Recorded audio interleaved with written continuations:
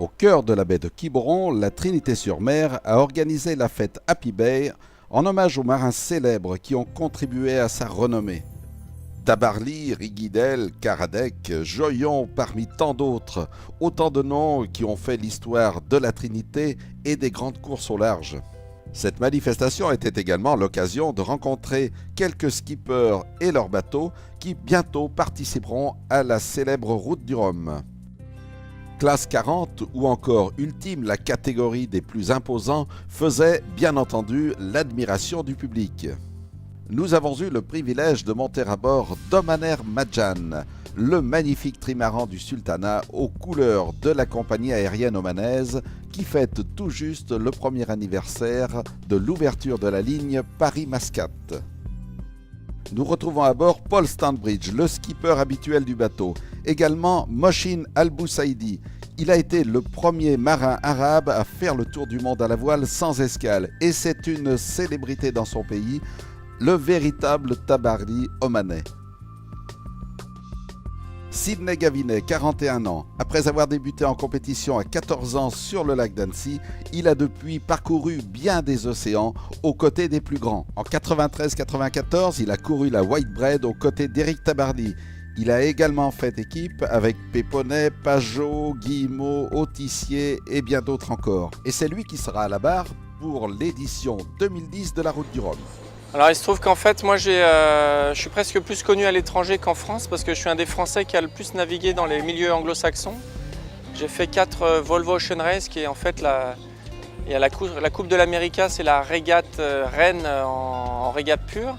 Et la Volvo Ocean Race c'est la régate reine en course au large. Donc en France c'est pas très connu et pourtant dans le monde et dans le milieu anglo-saxon c'est très connu. Donc moi je l'ai gagné une fois, je fais 2 fois deuxième en équipage. Alors en fait, Omaner a rejoint Marjan. Marjan, c'est le nom du bateau qui a été donné par le sultan. D'ailleurs, en passant, Marjan, c'est l'ancien nom d'Oman, l'ancien territoire d'Oman. Et Omaner nous a rejoint pour la route du Rhum, juste pour l'événement de la route du Rhum, et on espère que ça continue après. Donc Omaner Marjan, c'est un trimaran, 3 coques, de 105 pieds, c'est-à-dire 32 mètres. Les coques ont été faites dans les moules de Sodebo, le bateau de Thomas Coville. Et ensuite, le bateau a été assemblé à Salalah, c'est-à-dire à Oman. C'est un bateau très simple. On n'a pas de foil, pas de mât basculant. Donc, ce qui fait que c'est un handicap. A priori, j'ai pas de raison que je batte ni Groupama, ni IDEX, ni Sodebo, ni Gitana, parce qu'ils ont tous des foils. En revanche, c'est un bateau qui est vraiment très simple. Donc, j'ai 2 voiles, je borde, je pars.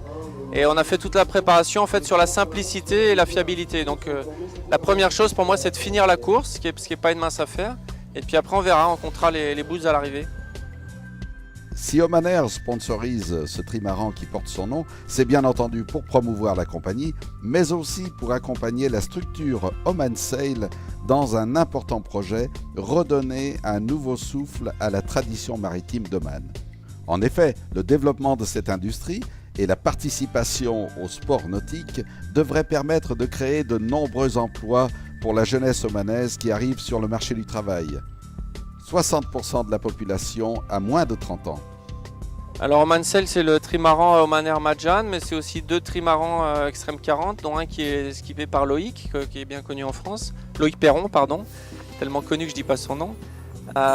Et aussi un bateau sur le Tour de France à la voile. C'est pas mal d'activités dans la course et puis pas mal de succès, on peut dire, dans toutes les équipes. Depuis le 24 août 2010, Sidney Gavinet est détenteur toute catégorie du record du Tour des îles britanniques solitaire et équipage sur Omaner Marjan. Donc les îles britanniques, c'est l'Angleterre, l'Écosse, les Shetland qui sont à la latitude de la Norvège. Et l'Irlande en redescendant. Voilà, donc j'ai fait 4 jours, 15 heures et en fait ce qui est remarquable dans ce record c'est que j'ai battu un record en équipage. Donc ça c'est rare en fait qu'un solitaire batte un record d'équipage, c'est le record de PlayStation.